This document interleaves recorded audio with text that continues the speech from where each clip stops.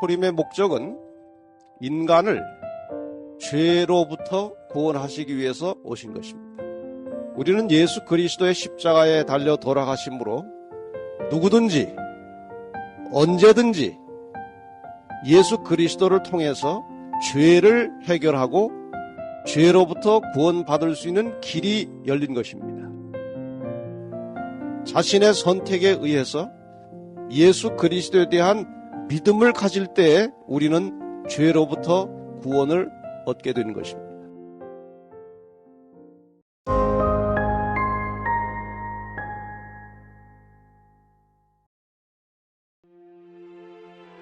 종말 시대를 위한 예언서 요한계시록 연구 강의 김대성 목사 제3강 계시록의 코드를 푸는 세 가지 열쇠. 베드로 후서 1장 19절에 있는 말씀을 보겠습니다. 또 우리에게 더 확실한 예언이 있어 어두운 데 비치는 등불과 같으니 날이 새어 샛별이 너희 마음에 떠오르기까지 너희가 이것을 주의하는 것이 가하니라. 더 확실한 예언이 있어 어두운 데 비치는 등불과 같다. 이 시대에 주어진 예언의 말씀은 이 어둡고 혼란한 시대를 비추는 등불과 같은 것이라고 말씀하셨습니다. 그래서 요한계시록 1장을 펴면 3절에 이 예언의 말씀을 읽는 자와 듣는 자들과 그 가운데 기록한 것을 지키는 자들이 복이 있나니 때가 가까움이라. 왜 특별히 요한계시록 이 예언의 말씀을 공부하는 사람들에게 복이 있을 것이라고 말씀하셨을까요? 그 뒤에 붙여진 단서는 때가 가까움이라. 이 때가 무슨 때일까요? 예수님께서 이 땅에 재림하시게 되는 지구 역사가 끝나고 인류의 역사가 끝나고 하나님의 나라가 시작되는 새로운 출발, 그 시간을 말하는 것입니다. 다시 말하면 예수님께서 재림하시기 직전 이 세상의 역사는 매우 혼란하고 어두워서 사람들이 무엇이 올바른 길인지 분간하기가 매우 힘들고 어려울 것이지만 이 예언의 말씀을 통해서 길을 밝히 깨닫고 볼 수 있을 것이기 때문에 이 계시록을 공부하는 자들에게 복이 있을 것이라고 말씀하신 것이죠. 그러나 이 말씀을 잘못 이해하고 잘못 공부하면 도리어 화가 될 수도 있습니다. 우리가 길 안내 표지를 조금만 이렇게 틀어놓으면은 사람들이 엉뚱한 방향으로 가듯이 예언의 말씀을 잘못 깨닫고 잘못 가르치면 가르치는 자나 배우는 자나 엉뚱한 길로 가서 더 큰 화 혹은 해를 입게 됩니다. 그래서 계시록의 말씀은 복이 되는 말씀임과 동시에 잘못 알면 해가 된다는 것도 명심하셔서 언제나 주의 깊게 기도를 많이 하시고 성령의 이끌림을 받으면서 이 말씀을 공부하시게 되기를 바랍니다. 우리가 출발은 하나님을 뵙고 싶고 천국에 가고 싶고 정말 하늘나라에 가고 싶어서 출발했는데 얼마든지 우리의 의도와는 상관없이 길을 잘못 들을 수가 있습니다. 아무리 찾아도 길이 안 나타나는 수가 있습니다. 마지막 시대에 우리를 안전하게 인도하시기 위해서 주신 지도책이 요한계시록입니다. 요한계시록의 말씀을 잘 따라가면 틀림없이 안전하게 하늘까지 도착할 수 있을 것입니다. 그런데 계시록이 그저 이해하기가 별로 쉽지를 않는 것입니다. 그러나 잘 공부하면 얼마든지 깨닫고 바른 길을 찾을 수 있기 때문에 주신 책이지 그냥 괜히 끄트머리에 갖다 붙여놓은 책이 아닙니다. 분명히 길이 있고 이해할 수 있는 책입니다. 그래서 이 책이 조금 딱딱하고 씹기가 이제 어려운 책이기 때문에 요한계시록을 더 쉽게 이해할 수 있도록 서론적인 부분을 지금 공부를 하고 있습니다. 이미 말씀드린 대로 성경은 예수 그리스도에 대하여 증거하고 있는 책입니다. 구약 성경은 예수님의 초림에 대하여, 신약 성경은 예수 그리스도의 재림에 대하여 증거하고 있는 책입니다. 성경은 아시는 대로 구약 그리고 신약 두 책이 있습니다. 성경 전체는 두 개의 약속, 하나님과 인간 사이에 맺어진 두 개의 약속으로 되어 있습니다. 인간을 구원하시기 위해서 예수께서 오시겠다는 약속이 구약입니다. 그 약속이 지켜졌습니까? 예. 분명히 예수님께서는 지금부터 약 2000년 전에 오셨고 십자가에 달려 돌아가심으로 인간의 구원을 이루시고 부활하신 후에 하늘로 가셨습니다. 그리고 약속을 다시 하셨습니다. 또 올라가시기 전에 내가 올라갈 것인데 가면 다시 올 것이다. 신약입니다. 예수님께서 다시 오시겠다고 약속을 해놓으신 책이 신약입니다. 초림의 목적은 인간을 죄로부터 구원하시기 위해서 오신 것입니다. 우리는 예수 그리스도의 십자가에 달려 돌아가심으로 누구든지 언제든지 예수 그리스도를 통해서 죄를 해결하고 죄로부터 구원받을 수 있는 길이 열린 것입니다. 무조건 구원된 것이 아니고 구원받을 수 있는 길이 열려진 것입니다.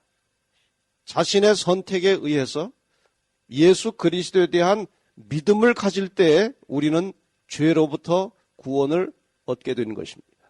여러분, 예수 그리스도를 개인의 구주로 영접하시고 죄로부터 구원을 다 받으셨습니까? 믿음으로 예수 그리스도를 통해서 우리의 죄는 해결되었고 이제 죄로부터 우리가 구원을 받았습니까? 자, 그러나 아직 우리는 어디에 살고 있습니까?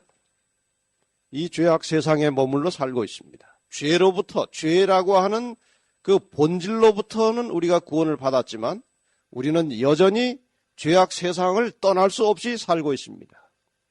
재림의 목적은 죄로부터 구원을 받은 하나님의 백성들을 죄악 세상으로부터 구출해 가시기 위해서 예수님이 다시 오시는 것입니다. 이것이 재림의 목적입니다. 성경 전체는 이 이야기를 우리에게 전해주고 있는 것입니다. 두 가지가 다 예수에 대한 이야기입니다. 구약도 예수님의 초림, 신약도 예수님의 재림. 그래서 구약이나 신약이나 모두가 다 예수 그리스도에 대하여 말하고 있습니다. 요한복음 5장 39절 너희가 성경에서 영생을 얻는 줄 생각하고 성경을 상고하거니와 이 성경이 곧 내게 대하여 증거하는 것이로다. 성경 전체는 예수 그리스도를 증거하고 있는 책입니다. 예언이라고 하는 것은 하나님께서 이 세상을 주관하시고 지배하시고 통치하시는 하나의 원리입니다. 하나님께서는 반드시 앞으로 될 일을 미리 말씀하시고 그 일을 시행하십니다. 그래서 시대마다 하나님께서는 선지자들을 통해서 예언을 주셨고 이 예언을 성취해 가심으로 하나님께서 인간을 구속하시는 역사를 이루어가고 있습니다. 성경 전체 구도를 보면 상당히 조직적으로 짜여 있음을 발견하게 됩니다. 창세기 1장 1절을 펴면 무슨 말씀이 나옵니까? 태초에 하나님이 천지를 창조하시니라. 분명히 새롭게 시작된 인류의 역사가 창세기 1장에 나타납니다. 그런데 성경 제일 마지막 책, 거의 마지막 부분 요한계시록 21장 1절과 5절을 보면 또 이런 말씀이 나옵니다. 또 내가 새 하늘과 새 땅을 보니, 거기 새 하늘과 새 땅을 보니 처음 하늘과 처음 땅은 없어졌고 바다도 다시 있지 않더라.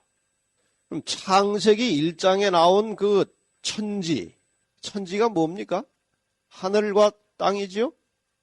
창세기 1장에 만들어진 하늘과 땅은 무엇이고 계시록 21장에 기록된 새 하늘과 새 땅이 무엇입니까?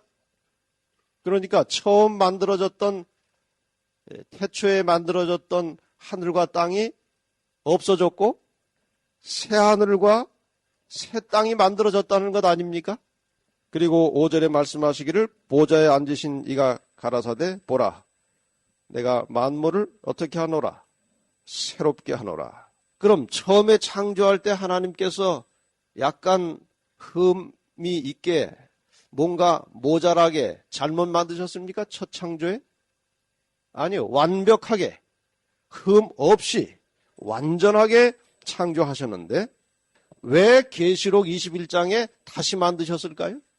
그 사이에 무슨 일이 있었기 때문에 다시 만들어야 했습니까?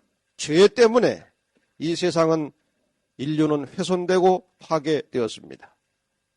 그래서 하나님께서 이 역사의 마지막 부분에 세상을 다시 만드시는 기록이 계시록 마지막 부분에 나타나는 것입니다.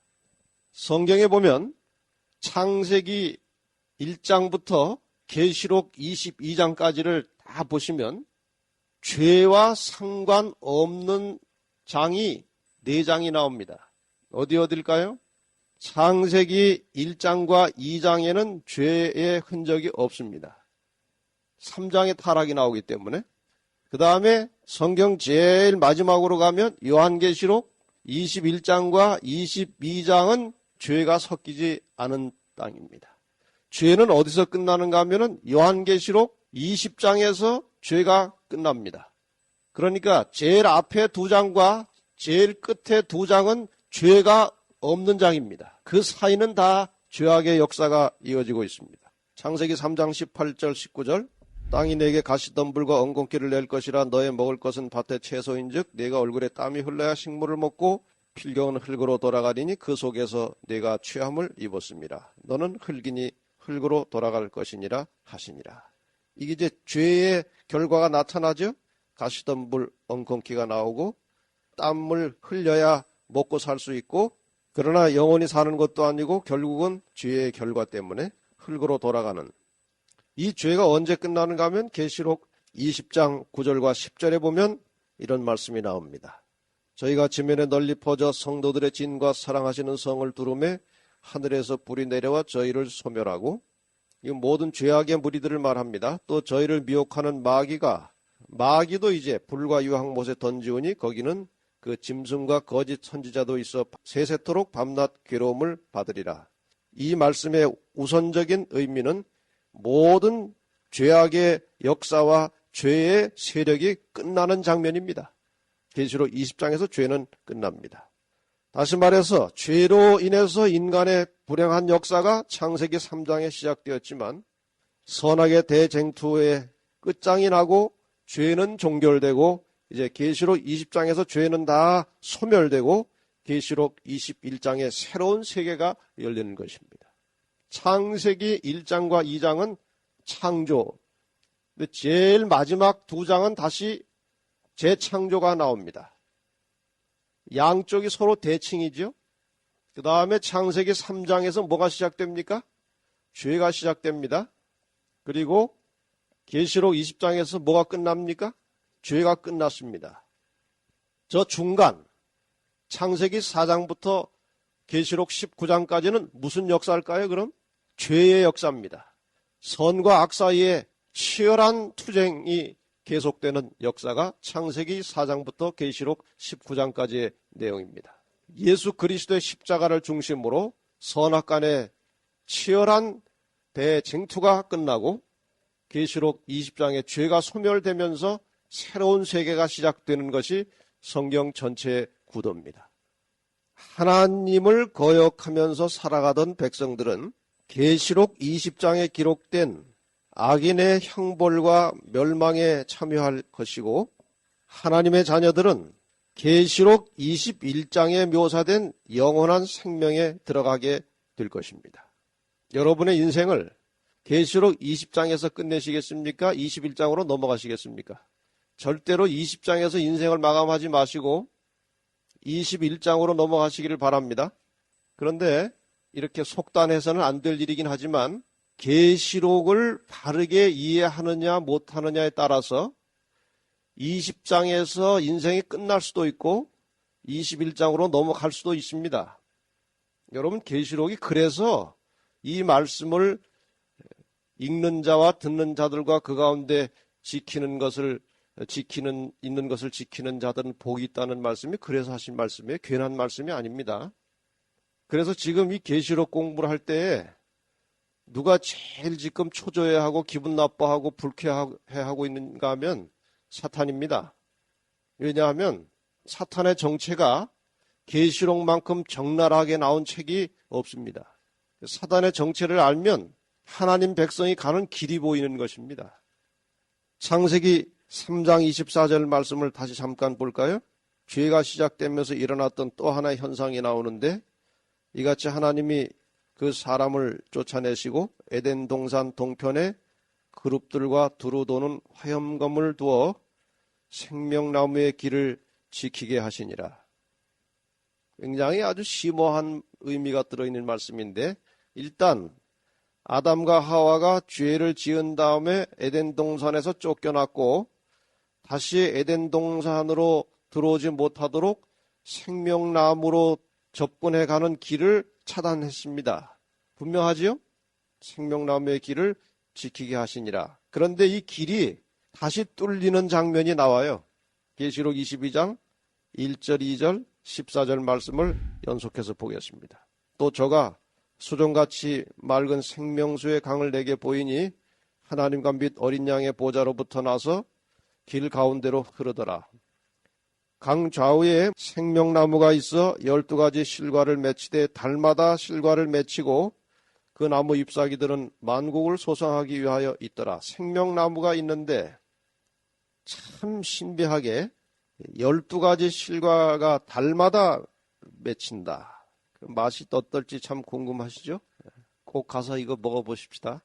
그 두루마기를 빠는 자들은 복이 있으니 이는 저희가 생명나무에 나가며 문들을 통하여 성에 들어갈 권세를 얻으려 함이로다. 물론 상세한 설명은 나중에 계시록 22장 공부할 때 다시 하겠습니다. 지금 여기에서 우리가 좀 분명히 마음에 새기고 넘어가야 될 부분은 막혔던 닫혔던 생명나무로 가는 길이 계시록 22장에서 다시 열렸다는 것입니다. 생명강은 다시 흐르고 생명나무로 가는 길은 열린 것입니다. 어떤 사람들이 생명나무로 간다고 했는가 하면 두루마기를 빠는 자들이 복이 있고, 왜 복이 있는가? 저희가 생명나무에 갈 수 있기 때문에 그렇다. 여기 두루마기를 빠는 자들은 날마다 죄를 씻고 마음의 죄악을 품지 않고 하나님과 사람을 사랑하면서 살아가던 사람들입니다. 이 두루마기를 빨고 빨아입고 사는 사람들에게 약속된 영원한 생명을 얻게 될 시간이 매우 가까이 다가오고 있습니다. 자, 이와 같이 창세기와 계시록은 아주 밀접한 관계를 가지고 있다는 것, 구약에 대한 올바른 이해가 없으면 계시록을 공부할 수 없다는 것입니다. 계시록의 그 코드를 푸는 세 가지 열쇠, 다시 말하면 요한 계시록을 풀기 위해서는 이 세 가지 개념을 바르게 가지고 있어야 계시록을 풀 수 있다는 것입니다. 첫째 열쇠는 구약 성서와 그 구약 성경에 나타난 예언, 그리고 여러 가지 언약들에 대한 이해를 가지고 있어야 요한계시록을 제대로 풀어나갈 수가 있습니다. 구약 성경이 어느 나라 말로 기록되었습니까? 구약 성경이 어느 나라 말이요? 네, 히브리어로 기록이 되었습니다. 히브리어. 이 히브리라고 하는 말이 자주 나옵니다. 히브리. 성경에 보면 히브리라는 말이 자주 나오는데 히브리인이라고 하는 말도 자주 나옵니다. 이스라엘 백성이라고 하는 말도 자주 나옵니다. 그 다음에 유대인이라고 하는 말입니다. 이게 다 비슷비슷한 말인데 저 뜻을 좀 알고 우리가 보면 훨씬 더 쉽겠죠? 우선 히브리라고 하는 단어는 그 원래 뜻이 강 저편에서 온 자들이다. 그런 뜻입니다. 그러니까 이스라엘 백성들에 대하여 다른 사람들이 볼 때 저 사람들은 히브리 족속이다. 그렇게 평가한다고 보면 상당히 가깝습니다. 히브리라고 하는 말은 이제 그런 뜻으로 생각하시면 됩니다. 히브리 종족, 히브리 민족. 그렇게 생각하시고요. 이스라엘이라는 말은 어디서 나왔습니까? 야곱의 다른 이름이 이스라엘입니다. 야곱으로부터 12아들이 나왔고 이 12아들의 후손들이 다 모여서 만들어진 나라가 어느 나라입니까? 이스라엘 나라죠. 여러분 성경을 읽으시다가 엘자가 들어간 단어가 나오면 저것은 하나님이라고 하는 말이 들어있는 뜻입니다. 이스라엘이라고 하는 말은 야곱이 야복 강가에서 밤중에 하나님과 더불어 싸워서 마침내 이기고 지고 개념이 좀 우리가 생각하는 것과는 다르지만 어쨌든 하나님과 겨루어서 이겼다 그 뜻입니다. 이거 엘은 하나님이에요. 또 엘자 들어가는 거 많죠? 임마누엘 무슨 뜻입니까? 하나님이 우리와 함께 계신다. 벳엘 거기 하나님이죠. 엘 벳은 집이라는 뜻이에요. 집 하나님의 집. 그래서 이제 이스라엘은 거기에서 나온 말입니다. 그래서 이스라엘이 한 국가적인 의미로 쓸 때는 이스라엘이라는 말을 많이 썼습니다. 히브리는 이제 종족, 족속이라고 하는 의미로 많이 쓰여졌고, 그 다음에 유대인이라고 하는 말은 또 왜 생겨나느냐 이것입니다. 이스라엘의 첫 왕이 누굽니까? 사울 왕이고, 그 다음에 다윗이고, 그 다음에 솔로몬이죠. 솔로몬 다음 왕은 누굽니까? 나라가 두 쪽으로 나눠졌습니다. 이스라엘이 북방과 남방으로 나눠졌습니다. 그래서 북방은 솔로몬의 신하 느밧의 아들 여로보암이 첫 왕이 되어서 갈려져 나갔고, 남방은 솔로몬의 아들 르호보암이 남방을 차지했습니다. 근데 12지파가 갈려져 나가버렸는데 막 섞여서 나눠진 게 아니고 지파별로 갈라졌습니다. 그래서 여로보암은 10지파가 다 대부분 그리로 갔고, 그래서 북방 이스라엘이 되었고, 남방은 유다라고 했습니다. 왜 유다라고 했는가 하면은 유다 지파가 대부분 남아 있었고 약간의 베냐민 지파가 섞여 있었습니다. 주로 유다 지파만 남은 것입니다. 남쪽에. 그러니까 남쪽은 이스라엘이라고 이름을 붙이지 않고 유다라고 붙여서 남방 유다가 되었습니다. 그래서 이 남방 유다 사람들을 유대인이라고 붙이기 시작한 것입니다. 유대인. 근데 이 북방 이스라엘 사람들은 주전 722년에 아수르의 포로가 돼가지고 거의 다 멸절했습니다. 북방 이스라엘은 씨가 다 거의 말라버린 것입니다. 그럼 이스라엘 12지파에서 베냐민은 수가 별로 없었고 주로 어느 지파만 나왔습니까? 유다 지파만 나왔습니다. 그럼 아수르가 이 당시 이방의 나라들이 유다가 너무 강했기 때문에 정복을 못했습니까? 아닙니다. 얼마든지 그저 한 번에 쓸어버릴 수 있는 이 주변의 세력들이 있었습니다. 그런데 왜 유다가 남았을까요? 예수님께서 유다 지파에서 나셔야 하기 때문에 유다 지파마저 쓸어버리면 예수님이 오실 길이 끊어지는 것입니다. 극적인 모습으로 예수님의 혈통이 이어져 나가는 것을 우리는 보게 됩니다. 그래서 유다만 남았습니다. 하나님의 섭리와 보호하심 때문에 남은 것이지 자기들이 힘이 있어서 남은 것이 절대로 아닙니다. 그래서 오늘날 소위 말하는 이스라엘의 후손들, 전 세계 각처에 흩어져 사는 이스라엘 사람들을 유대인이라고 부르는 이유는 바로 이런 이유 때문에 그런 것입니다. 그래서 이 유대인들이 세계 각처에서 정치, 경제, 온 세상 일에 막대한 영향을 미치고 있습니다. 이미 그들이 국가적으로는 하나님만 인정하고 예수 그리스도를 메시아로 믿기를 거부했지만 이미 그들은 조상 때부터 엄청난 하나님의 축복을 받은 사람들입니다. 쉽게 말하면 그 옛날에 받은 축복에 찌꺼기 가지고도 세상을 지배하는 힘이 나오는 것입니다. 여러분, 하나님의 백성들은 정말 하나님을 신실하게 믿고 따르면 말씀 그대로 세상의 머리가 되지 절대로 꼬리가 되지 않습니다. 여러분, 하나님 말씀에 절대적으로 순종하고 신뢰하고 사시길 바랍니다. 하나님께서 우리에게 큰 능력을 베풀어 주실 것입니다. 그래서 제가 왜 이 말씀을 드렸는가 하면은 지금 이 성경을 공부하려면 계속 등장하고 나타나는 용어에 대하여 확실한 이해가 없으면 읽을 때마다 들을 때마다 자꾸 혼란이 옵니다. 그래서 이스라엘 백성들에게, 유대인들에게는 히브리적 개념이 항상 그들의 사상을 지배하고 있습니다. 요한계시록은 헬라어로 기록이 되었습니다. 요한이 헬라어로 기록은 해놓았지만 요한의 사상 바탕 자체는 히브리 개념을 가지고 있는 사람이에요. 그래서 우리가 요한계시록을 바르게 제대로 평가하고 이해하려면 히브리적 개념에 대해서 조금이라도 알고 있어야 계시록을 순리적으로 해석하고 풀어나갈 수가 있습니다. 그래서 요한계시록도 비록 헬라어로 기록이 되었지만 원래 요한의 사상을 지배하고 있는 히브리적 개념이 깔려 있다는 사실을 알고 성경을 보면 훨씬 성경 보기가 쉬워집니다. 그래서 히브리인들이 자주 사용하는 어떤 문학적 표현 방법이라든가 또 그들의 삶의 배경이라든가 이런 것들에 대한 이해가 필요하고, 특별히 이스라엘 백성들이 구약을 통해서 하나님과 맺은 그 언약에 대한 깊은 이해가 필요합니다. 왜냐하면 지난번에 말씀드린 대로 요한계시록의 상당히 많은 부분은 구약과 연결이 되어 있습니다. 그래서 구약에 대하여 무지하고 구약에 대해서 아는 것이 없으면 계시록을 제대로 공부할 수가 없게 되어 있습니다. 그리고 사실상 하나님께서 구약을 통해서 이스라엘 백성들과 맺은 여러 가지 언약들은 이스라엘 민족들에게만 해당되는 것입니까? 우리에게까지 영향을 미치는 것입니까? 우리에게까지 영향이 오는 것입니다. 하나님께서 이스라엘 백성들에게 메시아 예수 그리스도를 약속하셨을 때 그 언약은 이스라엘 민족에 국한된 것이 아니고 온 세상 사람들에게 해당되는 언약입니다.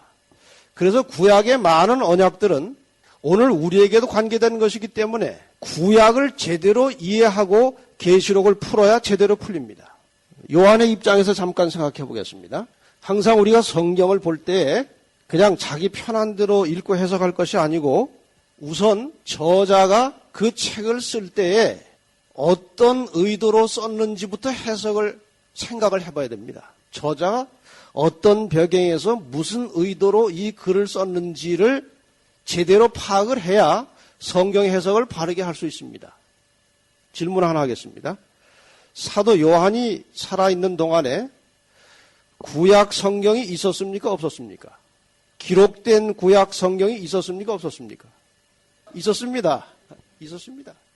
그래서 회당에 가면 랍비들이 기록된 구약 성경을 쭉 읽고 또 많은 유대인들은 구약의 중요한 여러 부분들을 줄줄줄줄 외웠습니다.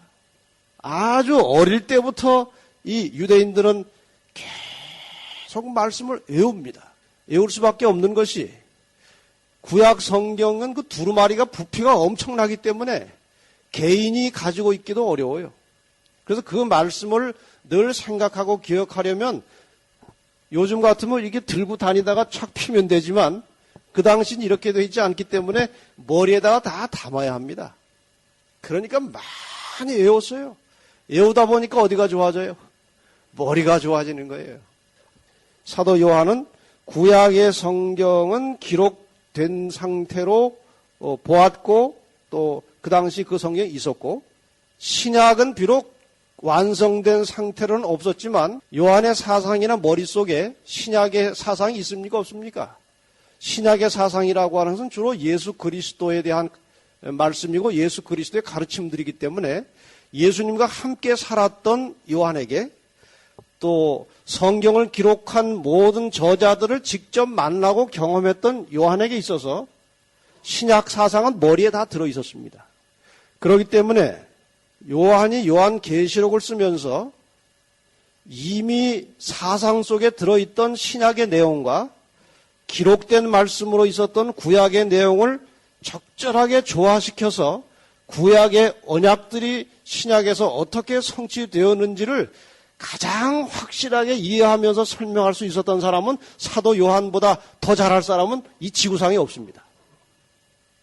그래서 사도 요한이 구약의 언약과 신약의 복음을 적절하게 조화시키면서 완성해 놓은 작품이 요한계시록입니다.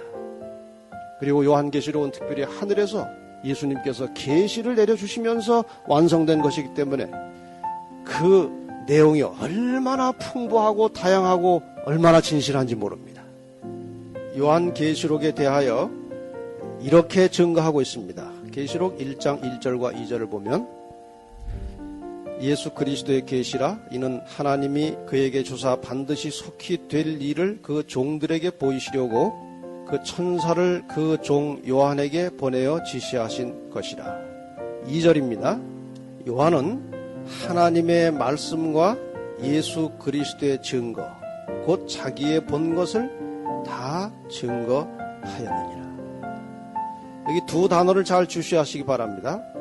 하나님의 말씀과 예수 그리스도의 증거, 이 둘을 하나로 묶었습니다. 이것을 분석해보면 하나님의 말씀은 이미 기록된 구약 성경이고 예수의 증거는 신약시대에 사도 요한이 예수님께로부터 직접 들었던 모든 말씀들을 가리키는 것입니다. 그러니까 이 두 낱말이 합쳐서 신구약 전체를 가리키고 있습니다. 다시 말하면 요한이 요한계시록을 통해서 증거한 말씀은 신구약 전체의 말씀을 드러내고 있다는 것입니다.